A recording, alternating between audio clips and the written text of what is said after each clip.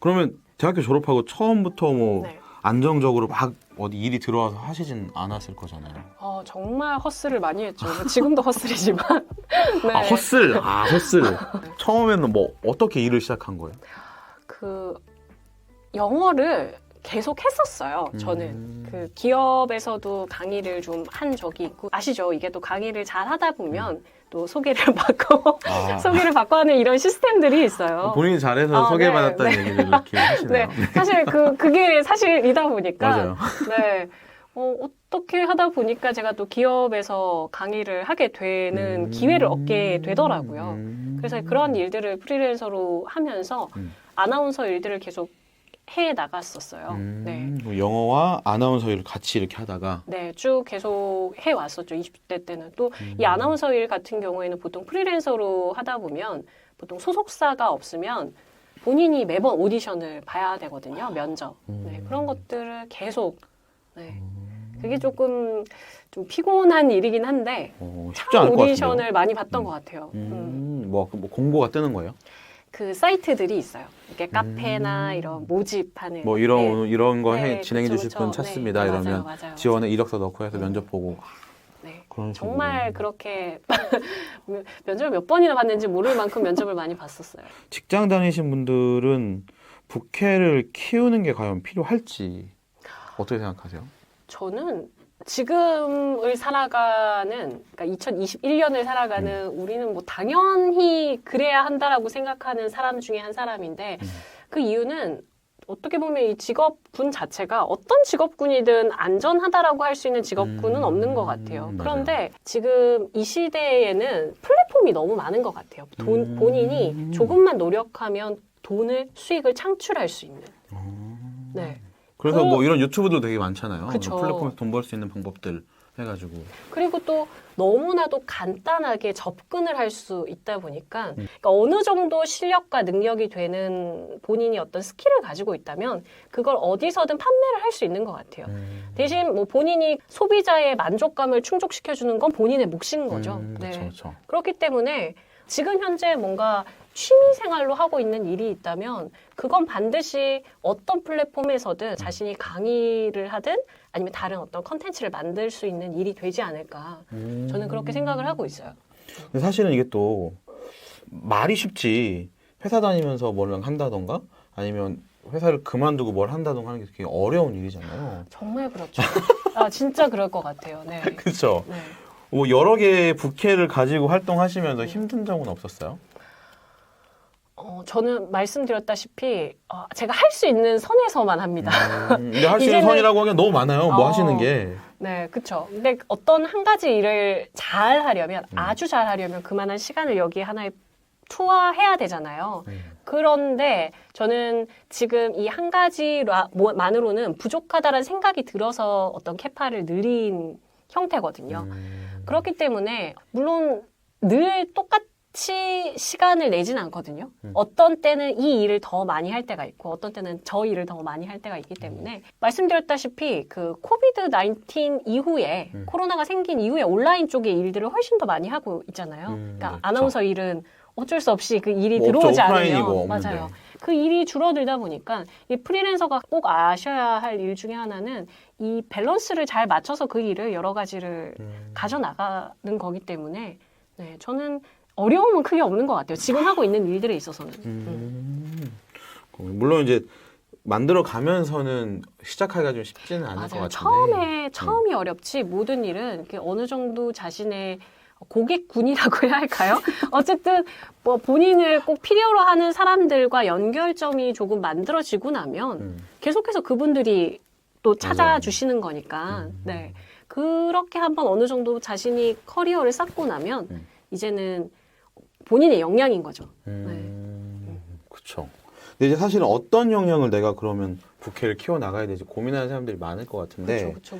나만의 부캐를 찾고 개발하는 그걸 원하는 분들을 위해서 좀 얘기해 주시면 노하우가 있다면. 본인이 아예 관심이 없는 영역에서 새로운 어떤 직업이 나올 수가 없잖아요. 그러니까 저의 지금 여러 가지 직업군들도 어떻게 보면 제가 계속 보아왔거나 관심이 있었던 영역이었기 때문에 이게 다 가능했던 일이라고 생각을 해요. 예를 들자면 저는 늘 해외를 자주 나가고 싶고 해외에서 일을 하고 싶었던 사람이다 보니까 뭐 20살 이후에도 계속 영어를 놓지 않고 계속 공부를 했었어요. 여러 가지 뭐 대학 때 정말 외국인하고 커뮤니케이션 할 수 있는 뭐랄까요? 그런 기회나, 대외 활동? 대외 활동이 굉장히 많거든요. 그쵸. 그런 것들 다 참여하고 또 한국어 도우미를 그렇게 많이 했었어요. 네네. 이게 그거 사실 아시죠? 아까도 그 네. 녹화 전에 얘기했지만 저희가 같은 대학을 네. 나왔더라고요. 저도 한국어 도우미를 했었어요. 네네, 그런 저는 거. 중국인 친구였는데 그 친구랑 네. 영어로 대화를 했었죠. 그런 것들처럼 이런저런 활동들을 많이 하면서 계속해서 쓰려고 노력을 했었죠. 국내에서도. 또 뭐 잠깐 그걸 위해서 뭐 교환학생 가기도 하고 이런 영어에 대한 갈망이 있었기 때문에 계속 해왔고 그러면서 또 제가 공부를 하면서 있던 노하우들을 사람들한테 알려주고 또 가르치는 걸 이렇게 했기 때문에 지금 제가 이 직업을 가지고 있는 거고 또 작가로서의 일은 저는 계속해서 글은 썼던 것 같아요. 그게 일기라고 할지라도 그러니까 글 쓴 일을 본인이 좋아하지 않으면 어떻게 글을 쓰겠습니까? 맞아요. 그렇죠. 맞아요. 억지로는 절대 못 써요. 네, 결국은 본인이 원래 좋아했던 일이기 때문에 제가 이게 직업으로 발현이 된 거지. 또 아나운서 일을 했었기 때문에 유튜브가 조금 더 접근하기가 쉬웠을 수도 있어요. 왜냐하면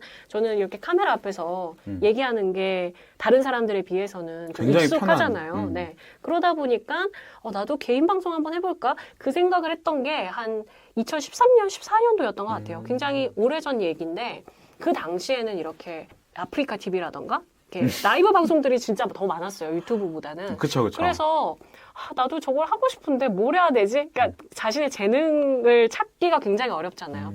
그래도 어떻게 저렇게 알아봐서 유튜브를 하는 방법을 찾아서 본인이 뭐 영상을 찍고 편집하고 하는 기술들을 뭐 요즘은 이런 기술들은 유튜브에 널렸잖아요. 맞아요. 네, 본인이 조금만 노력하시면 충분히 다 찾을 수 있는 거거든요. 다만 자기 안에서 어떤 갈증이 있어야 되는 것 같아요. 본인이 관심이 있었기 때문에 영상을 통해서 뭔가 해보고 싶다라는 마음이 있었고 그래서 제가 이런 것들을 하게 되지 않았을까. 결국 제가 말씀드리고 싶은 건 본인이 지금 뭘 매일같이 보는지 뭐가 관심이 있는지를 스스로가 알아야 되는 것 같아요. 그게 맞아요. 그게 직업으로 부캐로 발현이 되지 않을까요? 그러니까 이게 가장 이게 제일 하시는 힘든 건데 회사만 다니다 보면 사실 회사 다니는 것 자체가 너무 힘들어서 그 밖에 취미 생활은 그냥 하기가 회사에서 싫죠. 받는 스트레스를 푸는 정도만 맞아요. 하는 것 같아요. 네. 그래서 말씀하신 것처럼 내가 늘상 보거나 내가 뭘 좋아하지 계속 관심을 가져야 부캐도 만들 수 있지 않나. 네.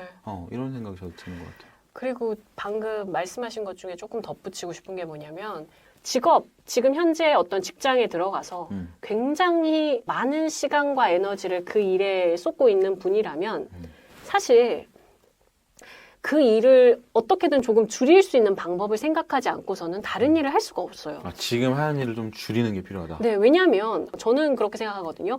그러니까 하루에 우리가 인간이라는 모든 사람들은 사용할 수 있는 한정된 에너지를 가지고 있어요. 그렇죠. 그 에너지를 모두 100% 내가 여기 일에 몰빵을 하고 그다음 집에 와서는 당연히 쉬고 싶은 게 인간인데 어떻게 다른 일을 하겠어요? 맞아요. 진이 다 그러려면- 빠져버리면 다른 걸 할 에너지가 안 남아있어요. 그렇죠. 신입 사원일수록 그런 게 더 심하고 이게 조금 3, 4년 차 되고 조금 노련해지면 이제 일들이 익숙해지기 때문에 그쵸.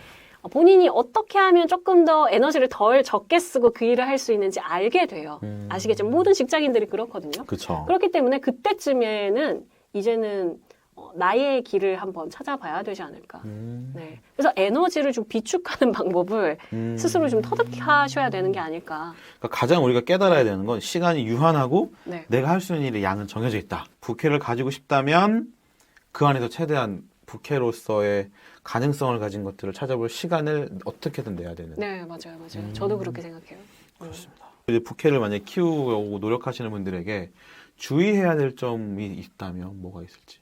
한 번도 자신이 어떤 영역에서 일을 해보지 않았는데 과연 내가 이 영역에서 돈을 벌 수 있을 것인가라고 할 때는 반드시 테스트가 필요하다고 생각해요. 최소한의 테스트.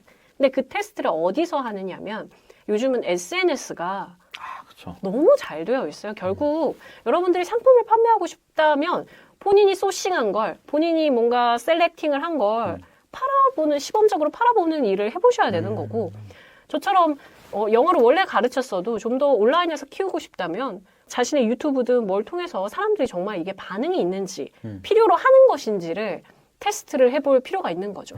그래서 저는 여러분들이 어떤 직업을 선택을 하실 때 먼저 본인이 하고 싶은 걸 정하셨으면 작게나마 어떤 소셜 미디어든 간에 그걸 가지고 사람들한테 어떤 반응을 봐야 하지 않을까.